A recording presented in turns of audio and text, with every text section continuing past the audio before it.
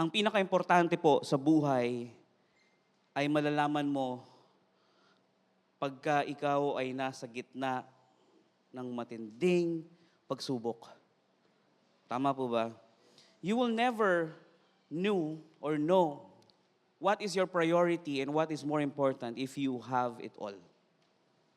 Hello? Nandyan ba kayo? Mahirap malaman kung anong mas mahalaga at kung anong importante sa buhay, kung ano yung dapat mong i-prioritize pagka sobrang dali lahat. Amen? That's why we have a gift every day. Do you believe na kayo ay merong regalong natatanggap sa araw-araw? So, let me declare this prayer para sa lahat, no? Ngayong umaga. Hallelujah, Father God in heaven, we know and we believe that your presence is here. We know and we believe that you bless us with your holy presence. And now, we will return the favor by hearing your word and acknowledging it and apply it into our lives. Lahat po ng mga narito ngayon will be victorious in their lives. Pag ito'y nalaman nila, ito'y may sagawa nila sa kanilang mga buhay at magtagumpay sila sa buhay sa pangalan ni Jesus. At ang lahat ay magsabi ng Amen, Amen. God will use this microphone. God will use me to deliver these words to you today. Are you ready? Ecclesiastes chapter 3 verse 1, there is a time for everything and a season for every activity under the heavens. Hallelujah. Sino po sa inyo nagko-confirm ang Holy Spirit sa Kanya? Meron ba dito nagko-confirm ang Holy Spirit sa Kanya? Sa nabasa nating verse ngayon? We are here, mga kapatid, this is what I've learned. This is what I've learned if you are living by the Spirit and if you are living with the Lord. What I've learned just now is we go here inside the church not to know something, but to confirm something. Hallelujah, that's deep. Because every day God is speaking to us. Pag meron tayong relasyon sa Kanya, He is speaking to us through circumstances, through the Word, no? Through the fire. Hallelujah, praise the Lord. Diba? So, makes sense? We go here for confirmation because we are all sons and daughters of God. Hindi tayo nandito. Yung mga bago lang na nandito ngayon, they are here to know something. No? But today, you are here to confirm something. Why? Ako, nakapatunayan ko sa sarili ko that yung mga naririnig ko na preaching from our two pastors, and kasi ako din, tatlo kami. Yung mga naririnig natin na katuruan from them, from the Lord, through them, ay confirmation ng mga nangyari sa atin at mga mangyayari pa lang sa ating mga buhay para tayo ay magkaroon ng kaalaman at hindi maging ignorante, magkaroon ng katagumpayan sa ating mga buhay. Tama po ba o mali? Essential in a season. Hard, but essential. Naka-encounter na ba kayo? Or minsan ba sa inyong mga buhay, meron ba kayong mga dinala na essential pero mahirap dalhin? Meron kayong kailangan bitbitin sa sarili ninyo pero ang hirap dalhin pero essential ito sa pupuntahan ninyo. Meron? O lahat ng dinadala nyo sobrang dali lang bitbitin? Minsan kahit hindi essential, dala nyo. Pero yung kung ano pa yung essential, hindi nyo dala. Kami po, pagka kami pumupunta sa isang lugar na medyo malayo, yung essential lagi namin bitbit kahit parang buong bahay namin, dala namin. Yung sterilizer, dala namin yan. Gugulat sila, mama, ba't ang dami yung dala? Because this is essential. These are essentials. Naiintindihan po natin? Mahirap dalhin, medyo hassle, pero essential. You're learning.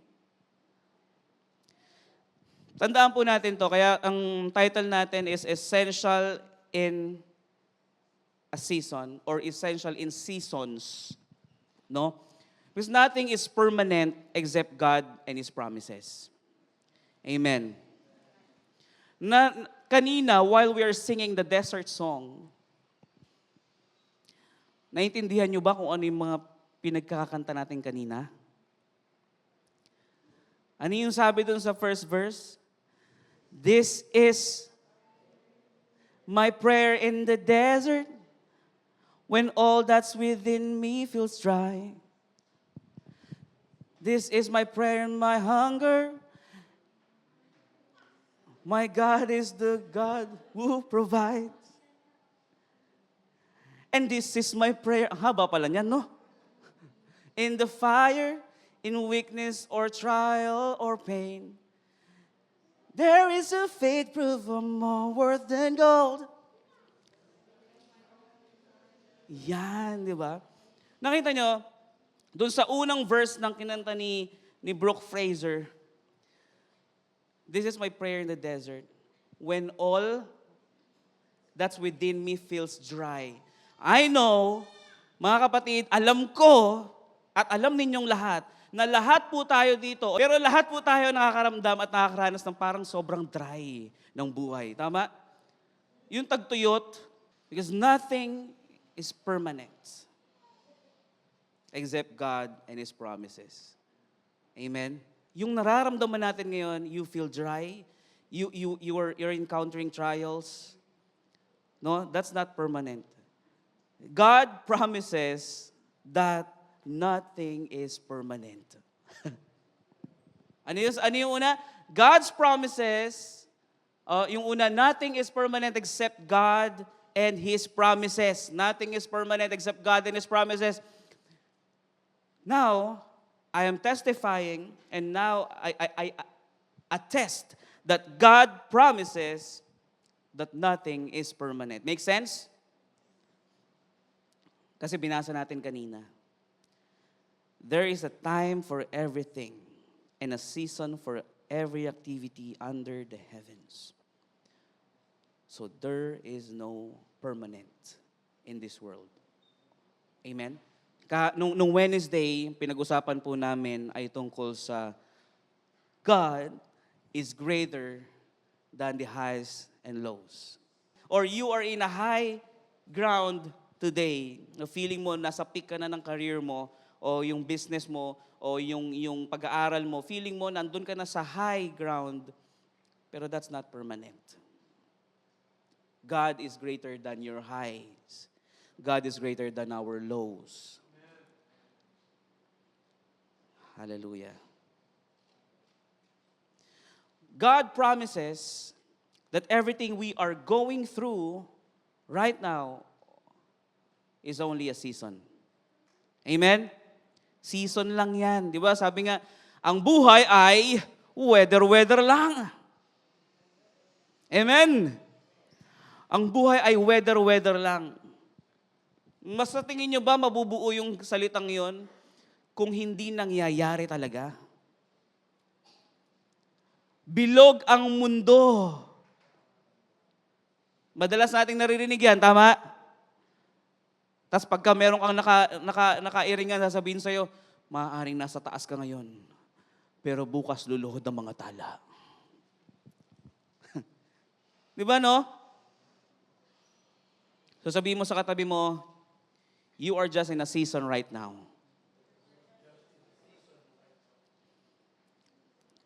Hindi sinabi ng iba. Hindi kayo naniniwala na nasa season lang kayo? Hindi ba kayo naniniwala na temporary lang yung pinagdadaanan nyo ngayon? I've been there, done that. I testify last Wednesday na medyo nung nakaraan talagang naiiyak ako. Sobrang iyak ko. Naiyak ako. Kasi parang para kaming nasa dry ground. We feel dry. Kasi wala, nakita nyo naman, wala tayong, kung sino yung mga nakakilala sa akin, yung asawa ko, wala siyang, walang trabaho.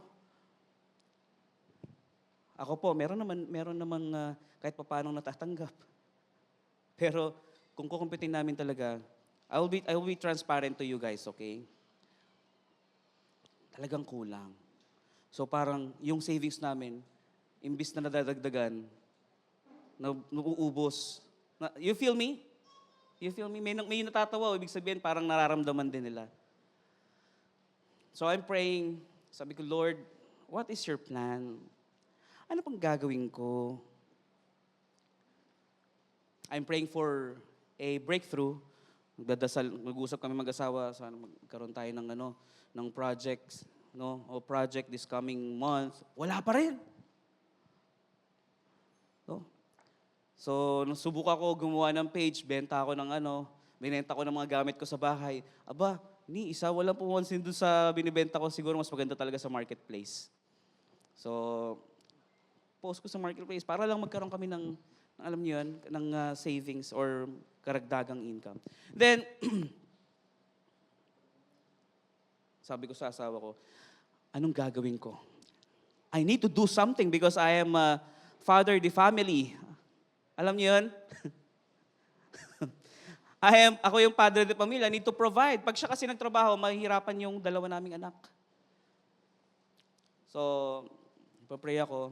Sabi ko sa kanya, what if mag-sabbatical leave ako? Pinaganda ko na lang yung term.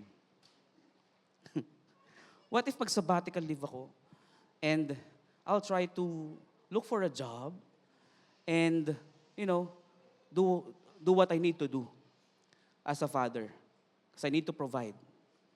Lord, please help me. So I'm praying, nahiyak ako kasi I'm torn between looking for a job and doing my work. Please take note of that, job and work. Mamaya, I will explain to you what's the difference between job and work. Woo! Hallelujah. Thank you, Lord. Ready na kayo? So, yun nga. To cut the long story short, God just tested me and muntik na ako sumuko.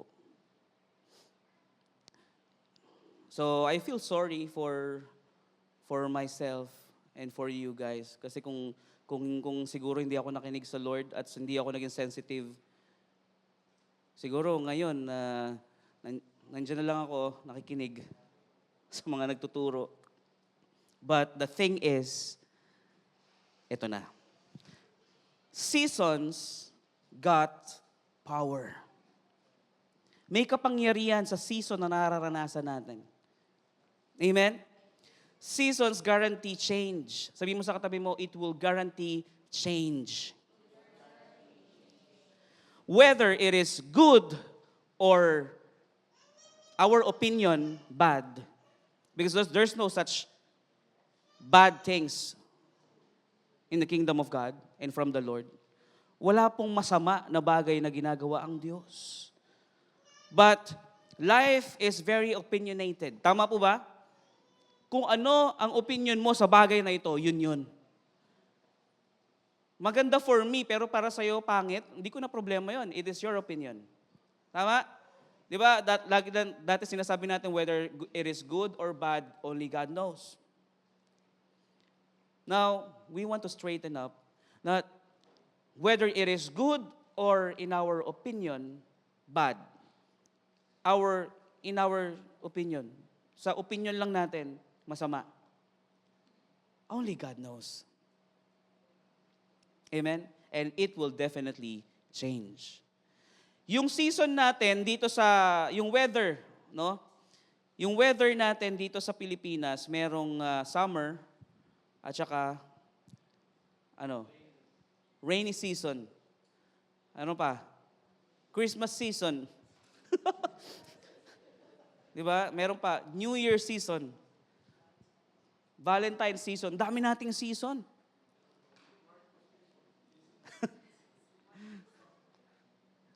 Di ba? So lahat ng yan, mga kapatid, nagbabago. last week or last month, Hearts Day season. No? Nung January, New Year. Lumipas na, tama? Yung iba dito, yung season nila, nagka-cutting na, nagbabawas na. Kasi nung December season nila ng bulking. Tama? Kasi kain ng kain. Pero nung pagpasok ng January, after ng New Year season na nila, para mag-trim, para magbawas. So meron talagang season, nagbabago talaga yung season. Tama? So hindi tayo dapat huminto doon sa isang season. Amen po ba? Seasons give hope. Bakit?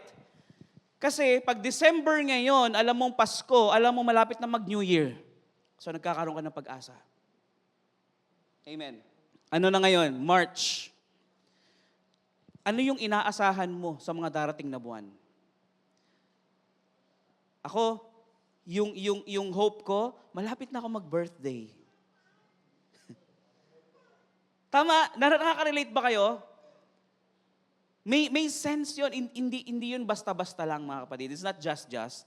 Actually, malalim po yung kahulugan ng bagay na yon. Seasons give hope. Hindi lang po basta ina-anticipate mo yung bagay. Pero when you are in a dry season now, that is just a season that's not temporary. It will definitely change. We have hope because we wait for a season. Pansinin niyo yung mga jacket ninyo, hindi nyo naman dinedispose agad. Tama? Sino dito may mga jacket? Pagtapos ba ng December, binibenta nyo na? O pag summer, binibenta nyo na ba yung jacket nyo? Hello? Ang madalas magbenta ng jacket, unending grind lang. Pero tayo hindi. Tatanungin ko kayo mga kapatid, yung nabili nyong jacket sa unending grind nung December, binenta nyo na ba ngayon tapos na yung Pasko? Anong ginawa nyo? Itinabi para magamit sa next season. Amen? Hallelujah. Nothing remains the same. If this season dry, the next season it will be rainy. And we, ourselves, mga kapatid, pansinin nyo. Oh, di ba? Yung opinion na tatanungin natin, yung opinion nyo na. From the last season, ganito ginawa mo. Sa next season, pag yung season umulit na ulit, hindi na parehas yung habit mo or yung behavior mo. Tama? Dati, pagka summer, ang suot mo t-shirt lang. Sa next season, if you do better, ang suot mo na sa next summer, syempre papakita mo na yung gumanda mong katawan. Tama ba mali? Ha? Sando na lang na white. Sino po ditong unemployed ngayon? If you are unemployed right now, or you are employed right now, mga kapatid, that is just a season. Kung hindi ka employed, wala kang income ngayon, ito yung natutunan ko wala akong income noong nakaraan. Pero, that is just a season. No? Doon sa nauna mong trabaho, marami ka natutunan. Kaya nga yung experience, malaki yung inaambag pag gumagawa ka ng curriculum vitae. Tama? Pansinin mo, pagka maraming experience, yun yung mabilis matanggap. Amen. Everything is just a season. Sabi mo sa katabi mo, nasa season lang tayo ng dry ngayon. Medyo matagal man sa paningin natin, pero sa paningin ng Diyos, it's so perfect. Amen? But, mga kapatid, there is a difference between waiting and working. If you're just waiting, doing nothing, kahit na anong gawin mo, maaaring dumating yung season na maganda for you, pero matagal. Sobrang tagal din talaga. Alam mo yung sobrang nahabag na lang ang Diyos sa'yo, ano pa naman yung anak ko, ayaw kumilos. Ito na nga. Gets nyo? Because seasons are just always temporary. Crisis. Ito, yung crisis sa buhay natin. Diba? Yun yung kinukonsider nating dry. Alam nyo ba ibig sabihin ng crisis? Mamaya alamin natin. Pero it is not a condition, or it's not a permanent condition. It is just a human description. Amen? Yung krisis, hindi po to permanenteng kondisyon. And ito po ay described by humans only. Because in the kingdom of God, or in God, there is no crisis. There is just Christ. Amen? Hallelujah. Ang susi po, or the key to life, is outlasting the season. We need to outlast it. Kailangan nating matagalan at malagpasan yung season na pinagdadaanan natin ngayon. Pagka summer ba, parang iniisip mong umayaw na kasi sobrang init. Di ba sobrang init ngayon kahit wala pang summer, no? Anong ginagawa mo? You outlast it. Para ma-outlast mo, medyo nag-counterflow ka doon sa temperature. Anong ginagawa natin? Bumababa tayo sa aircon, minsan pupunta tayo ng mall para malamigan, inom tayo ng malamig na tubig, para ma-outlast mo yung summer. Amen? Pagka December naman, sobrang lamig, pumunta ka ng, di ba, syempre, andito ka, punta ka naman ng Baguio ngayon. Pag nasa Baguio ka na, gusto mo naman mainitan. Di ba? So, tayo, mga kapatid, meron tayong natural capability to outlast a season. Amen? Bakit yung iba hindi nila na pagtatagumpayan yung season sa buhay nila? Kasi they thought that it is permanent. Amen? So seasons give the incentive to plan for the future. Tama ba yon? Pagka nasa isang season ka ngayon, nagkakaroon ka ng initiative to plan for the next season. Amen? Hindi ba ganyan ginagawa nyo o parang bahala na? Kung ngayon ay parang sobrang init, o doon sa next season, hindi ko na paplanuin, bahala na. Doon sa next na chapter, o next month, bahala na po. Seasons in our lives are constantly moving. Kaya nga hindi permanente kasi gumagalaw. It is constant and moving. Hello? Di ba pag may bagyo, akala mo parang permanente na ba yun? Pero ano yung nakatala doon sa weather report? 163 kilometers per hour ang kanyang hangin. Pag ganun kalakas, o ganun kabilis, mabilis lang din mawawala. Tama? Malakas lang yung hampas sa atin para nakakatakot, pero mabilis mawawala. Ang nakakatakot ngayon, mabagal eh. At saka yung habagat. Diba? Kasi ang tagal tatambay nun sa lugar mo, ang tagal tatambay sa buhay mo. Diba? So mas okay na yung sobra pa. Medyo sobrang sakit. Pero alam mong malakas, alam mong mabilis. Mabilis lang din mawawala kaysa yung paunti-unti. Torture yun, guys. Amen? Tama ba, mali? Hallelujah. Remember, mga kapatid, that God will save us not from the storm, but in the storm, through the storm. Amen? Sila Meshach. Lagi ko ina-example to eh. No? Kahit sila Daniel. Di ba? Hindi sila sinave from the storm. O hindi sila Meshach, hindi sila sinave from the fire. They are saved in the fire, through the fire. Amen? Through the limit. Through the wall. Amen po ba? Meron ba sa inyo, lahat tayo dito nararanasan to. I believe and I know, lahat tayo dito nararanasan yung problema na sobrang bigat, pero hindi mo siya nararamdaman na sobrang bigat. Because you know, God is carrying you. No? Kung ganun pa yung pakiramdam natin, okay yan. Pero pag feeling mo na parang susuko ka na, parang yung naranasan ko before, hindi na maganda. We need to check our faith. Amen? Itong natutunan ko. Do not or never respond permanently to a temporary problem. Sometimes people respond permanently to a temporary problem. Sometimes people,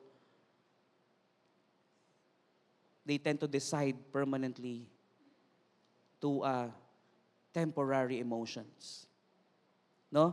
Sabi nga, huwag kang magsasalita ng tapos pag masaya ka. Huwag ka rin magsasalita ng tapos pag malungkot ka o galit ka. Kasi temporary lang yung feelings na meron ka ngayon. Dahil once na masabi mo na ang isang bagay, hindi mo na pwedeng bawiin. Once na mag-decide ka na gawin ang isang bagay, hindi mo na pwedeng bawiin at hindi mo na pwedeng ibalik. Amen? Yung mga suicidal, yung mga nag-suicide because they thought that this problem is permanent. Amen? Aminin natin, pagka tayo nasa problema, parang feeling natin habang buhay ng gano'n eh. Tama? Hindi na natin nakikita yung liwanag. Hindi na natin nakikita yung chance. Ang nakikita lang natin ngayon, nakafocus tayo doon sa problema na pinagdadaanan natin ngayon. Hindi natin maalala at hindi natin maisip that God is really greater than those low moments of your life. Amen po ba? Nagre-respond yung ibang tao sa temporary situation na meron sila. Yung sobrang yung success yung successful na sila sa buhay, nagre-respond sila permanently with a temporary success in life. Hello, are you there? Tapos pagka naranasan mo na medyo bumaba na yung lifestyle mo, babalikan mo yung mga napagsabihan mo permanently, pagtatawanan lang tayo. So kailangan, pag nasa taas ka, stay humble. Yung sabi ko nung Wednesday, pag nasa taas ka, stay humble. Pag nasa baba ka naman ng buhay mo, keep your faith high. Hallelujah.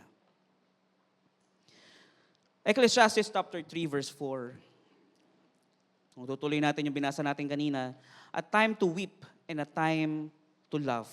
A time to mourn and a time to dance. No? Talagang merong oras, merong mga panahon talaga sa pag-iyak, sa pagiging malungkot. Hindi po masama yun. Pero ang mahalaga, huwag tayong mag-respond permanently doon sa time of crying and time of mourning. Amen? Because there's a time to dance as well. Pag ikaw ay nagsasaya, pag masaya ka ngayon, pag nagagalak ka ngayon, seize it. Cherish every moment. Kasi there will be a time that you will cry. Cherish it. There will be a time that you will laugh. Let us cherish it. Di ba lagi taglay natin before, nung nandun tayo sa kabilang mundo, cherish every moment. Ngayon, hindi na natin narinig ngayon yan. No? Madalas sinasabi natin sa mga kapwa natin, no, o sa mga kapatiran natin, sinasabi natin lagi, cherish every moment. If you are in dry season right now, cherish every moment. Cherish it.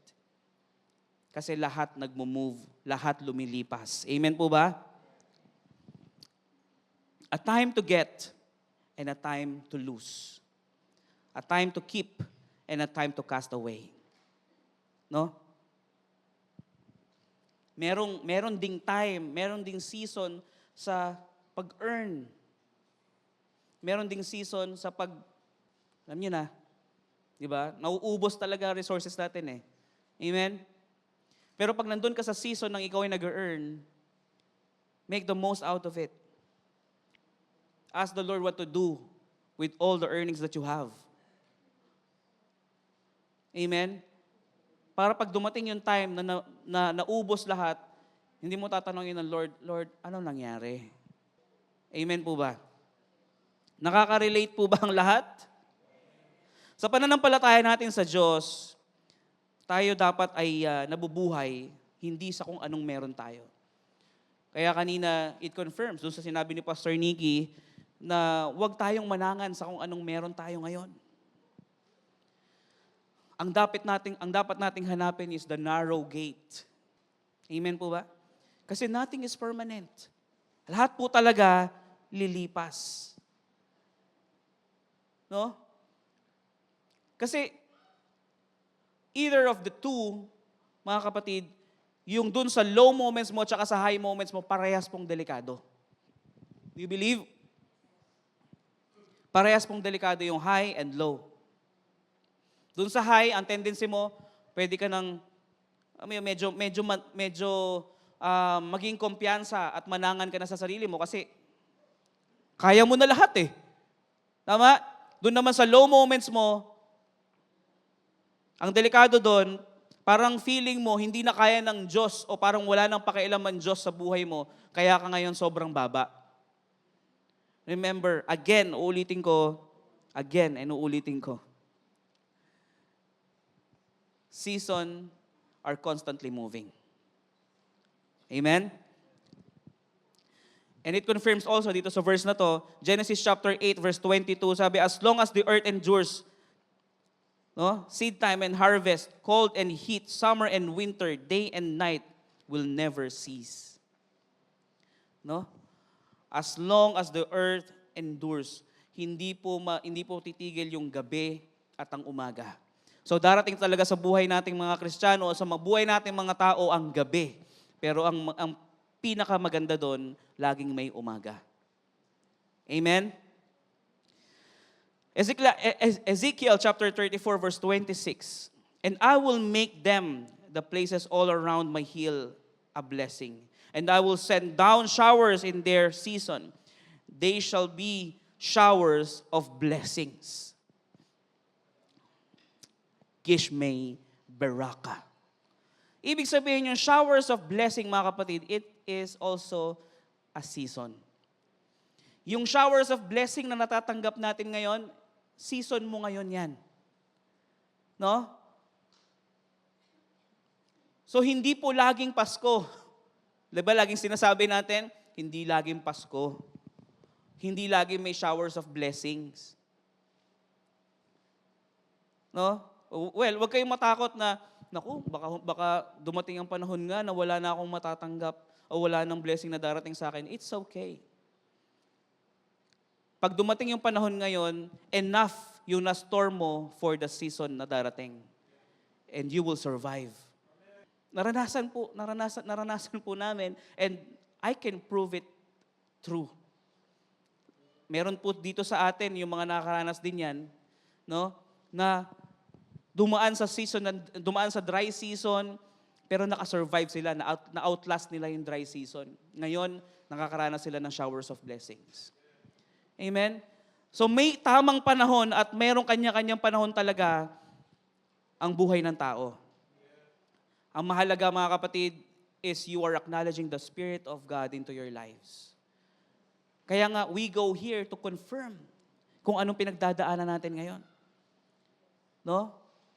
If we will live by the Spirit, you will know that kung ano yung nararanasan natin ngayon is just a season. No? Psalms chapter 1 verse 1 to 3, blessed is the man who walks not in the counsel of the ungodly, nor stands in the path of sinners, nor sits in the seat of the scornful, but his delight is in the law of the Lord, and in his law he meditates day and night. No? Yung salita ng Diyos, dapat lagi talaga natin yan minimeditate at pinagbubulay-bulay. No? He shall be like tree planted by the rivers of water that brings forth its fruit in its season. Hallelujah.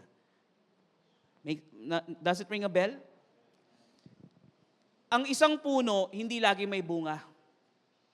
Alam niyo po doon sa Bankers, meron doon isang malaking punong mangga na meron talaga siyang season na puro mangga at hindi kami nagpa-park doon sa ilalim kasi lagi naglalaglagan yung mga mangga eh. Meron ding season na puro dagta. Di ba? Meron namang season na taglagas. Pero hanggat may dahon, ibig sabihin, buhay yung puno. Amen? Pagka yung puno ba walang fruit at dahon lang ang meron, kakainin mo yung dahon? Hindi. Ang kinakain mo yung bunga. Tama? So, pagka wala kang fruit ngayon, it's okay. Tama? Naintindihan natin? Hanggat may dahon, may buhay. Di ba? At habang may buhay, may pag-asa. Ang umaayaw ay hindi nagwawagi. Ang nagwawagi ay hindi umaayaw. Hallelujah. Whose leaf also shall not wither. And whatever he does shall prosper. Mga kapatid, we have the potential. I can still remember what Pastor Pao preached, yung potential, no? Na meron tayo. Whatever you do, it will prosper if we walk in the light of God. Now, kanina, ano yung tanong ko? What is crisis? Crisis is an event over which we have no control. Amen? Yan po ay totoong bagay. Pag hindi na natin kayang kontrolin yung isang bagay, ang tawag natin doon ay crisis. The thing is, ito yung pinakamaganda. This is the thing. We are always in control of our thoughts. If the crisis, hindi natin kontrolado, yung thoughts natin, kontrolado natin. Amen? Yung crisis, actually, ito pa yung source ng growth natin and development eh. Tama? Bakit? Pag dumadaan tayo sa crisis, nagkakaroon tayo ng, bakit tayo nagkakaroon ng growth? Tumitibay tayo lalo eh. Dahil sa pinagdadaanan natin, tama? What doesn't kill you make you stronger. Amen? Pag hindi ka naman nadali doon sa isang pagsubok, mas lalo kang lalakas. At magde-develop pa yung character mo. Pati yung perseverance mo. Amen? Crisis creates opportunity and creativity. Alam niyo mga kapatid, just a short testimony, kilala niyo ba si Knight, Mr. Knight, yung may-ari ng Nike? Ha? Alam niyo ba yung story na yon? Nakita ko lang to sa sa Reels. Ganda kasi. Di ba? Nagbebenta siya ng sapatos, nagre-resell siya ng shoes, yung Onitsuka Tiger. Alam niyo yun? Alam niyo yung shoes na yun, Onitsuka Tiger? Tama ba yung pronunciation ko? Onitsuka? Onitsuka. Sa Japan, nag-resell siya ng shoes from Japan, pero dumating yung time na ayaw na mag-produce or mag-produce ng Japan sa kanya nung Onitsuka Tiger. And because of this crisis, naisip niya na magtayo ng sarili niyang pagawaan ng sapatos. And now, mas malaki na siya sa Onitsuka Tiger. Di ba? So marami pong bagay ang pwedeng mangyari sa crisis. Either you will lose or win. Amen? Well, we are God's kingdom. Tayo po ay mga anak ng Diyos at tayo nasa kaharian ng Diyos. So wala po sa option natin matalo. Tayo po sa buhay natin, lagi po tayong mananalo. Tandaan po natin yon. We will be the head and not the tail. Tandaan po natin that in every crisis, there will be an opportunity. Ano pong nangyari? Tingnan niyo yung China. Anong problema? Global warming. Tama? Global warming. Yung mga sasakyan po ng China, dati, yung mga cherry, hindi po pinapansin yan. Kasi hindi nila kayang matumbasan yung gawa ng Japan. Which is yung Toyota, Nissan, Mitsubishi, Honda, Daihatsu. Di ba? So ngayon, nagkaroon ng problema, global warming because of the pollution. Tama ba? Ano ang naisip ng Chinese? Opportunity. Anong ginawa nila? Magaling sila sa electric. Gumawa sila ng electric cars. Ang dami na ngayon. May BYD, may Jayco, may name it. Ano ba? Basta madami na. Ano ang sagot ng Japan? Anong sagot ng Toyota? Hindi electric cars ang sagot dyan sa global warming. Meron kaming hydrogen. Di ba? Hybrid ngayon yung sa Toyota. No? So naglalabanan. If there is a problem, there is an opportunity. Tama? So wag po nating tignan ang isang problema na kataluhan para sa atin. Dapat tignan natin ang problema as an opportunity. Sabi ko kanina, if you are unemployed right now, alam nyo, naging problema ko yan, unemployed ako, parang, kasi yung business ko ngayon, hindi naman tumatakbo dahil walang project. So, I prayed. Ngayon, may nag-offer sa akin out of nowhere. Dati kong kasamaan sa Pru. Nag-offer siya ulit sa akin with the same position as a unit manager. Ang maganda lang kasi, dito sa pagpasok ko dito, ang dami kong pwedeng matulungan. Di ba? Ang dami kong pwedeng matulungan. So ngayon, andyan na si Aston.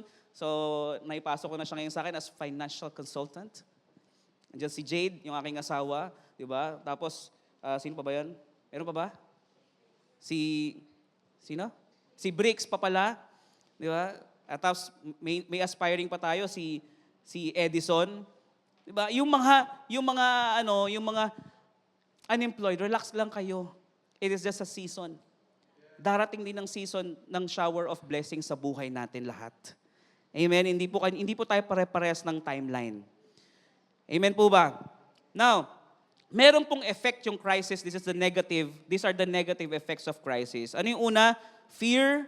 Pangalawa, trauma, depression, despair, frustration, anxiety, loneliness, sense of violence, etc. Lahat ng negative. Pag yan na naging reaction ng isang tao, hindi po maganda ang kinahihinatnan. Amen? Remember that this life, this crisis is just a test.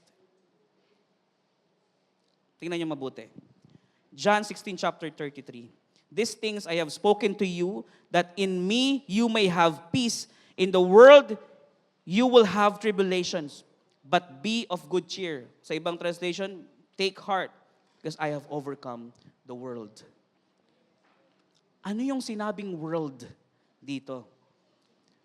Sa Bible, pag sinabing world, the word world means cosmos in Greek. Okay?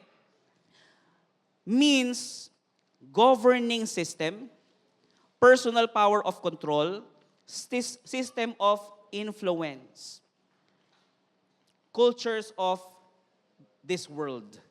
Nakukuha natin? So, nung sinabi ng Panginoon that He have overcome the world, He already have overcome the system of this world. So, kung kinaya niya mo overcome yung system, tayo rin. Kasi tinanggap natin siya. Amen po ba? Sino po dito tumanggap sa Panginoong Yesus? Sino po dito ngayon ang meron ng banal na spirito sa kanyang buhay? If the same power that conquers the grave and the world is living in you, we can also overcome the world, the system of this world, the culture of this world. Ano bang culture ng mundo? Pagalingan, di ba? Palakasan, ibang meaning ng palakasan. Tayo dito, nagpapalakasan tayo, tama? Pinapalakas natin ang isa't isa. Tama po ba? Pero sa mundo, nagpapataasan. Kailangan mas magaling ako dito. Kailangan yung meron siya, meron din ako. Kailangan may Cybertruck din ako. Di ba? Pambihira eh. Hallelujah. Therefore, I tell you, sabi sa Matthew 6:25, do not worry about your life, what you will eat or drink. No? Because the pagans think about these things. Pero tayo, we are not pagans. We are all Christians. No? We are all, a colony of a kingdom. Amen? Pag ikaw ay colony ng kingdom, wala kang iisipin ganitong bagay kasi alam mo that everything will be provided by the King. Hallelujah. Ang sabi sa verse 33, but seek first the kingdom of God and His righteousness, and all these things shall be added unto you. Ano yung all these things? Lahat ng mga iniisip at inahabol ng pagans will be added unto you. the money of the unrighteous will be given to the righteous. Gusto niyo yun? Hallelujah. So paano tayo makaka-overcome? Paano natin ma-overcome yung mga problema na nasa buhay natin ngayon? Ang kailangan natin ay faith. Faith is the substance of things we hope for and the evidence of things not yet seen. But, ang kailangan natin, faith with work. Okay. Kanina, ano yung sinasabi ko? Yung job at saka yung work, meron pong malaking pagkakaiba. Ano yun? Job is what you are trained to do. Tama? Nag-aral ka, anong course mo? Pag nag-apply ka ng trabaho, iti-training ka, may job ka na. Tama? But work is what you are born to do. That's why we must know what we are born to do. Diba? Lahat po tayo, we are born. Dito tayo nagkakaroon ng things in common. We are born to praise the Lord. Tama? But in the kingdom of God, meron tayong kanya-kanyang role. Now, we must know what is that thing or what is the work that we are born to do. Yung iba sa atin, pinanganak para gawin yung maging isang businessman. Di ba, no? Tama? Yung hindi mo naman pinag-aralan pero natural sa'yo. Di ba, no? O si Daniel, halimbawa, IT siya. IT siya, pati sila PK. IT sila parehas.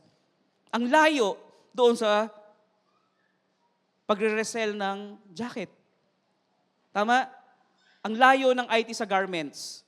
Siguro may pagka lumaki yung ano nila, yung unending grind, magkakaroon na ng IT division. Pero hindi doon nag-start. Tama po ba? Because that is what they are born to do. So merong malaking pagkakaiba doon sa job and sa work. So kailangan nating malaman yon para maging successful ang ating buhay in the kingdom of God. Amen po ba? Pag hindi natin nalaman yon, in a season, you will always be dry. Amen. Hallelujah. May natututunan po ba at may natutunan? Anong kailangan natin gawin? Anong kailangan gawin in a season? Do not respond permanently in a temporary season. Amen? Hallelujah. Maaari po ba tayong lahat ay tumayo at tayo po yung manalangin? Hallelujah. Praise you, God. Thank you po sa umagang ito na pinagkaloob mo sa amin. Nawa, naging malinaw po sa amin na ang lahat ng panahon ay may kanya-kanyang oras. And lahat ng pinagdadaanan namin problema is just temporary. Lord, may all these people be victorious in their lives because you have won the victory of life. Nawa, lahat po ng mga kapatid ko na nandito ngayon will testify and will attest that they are victorious in life because of you, God. In the name of Jesus we pray. Amen.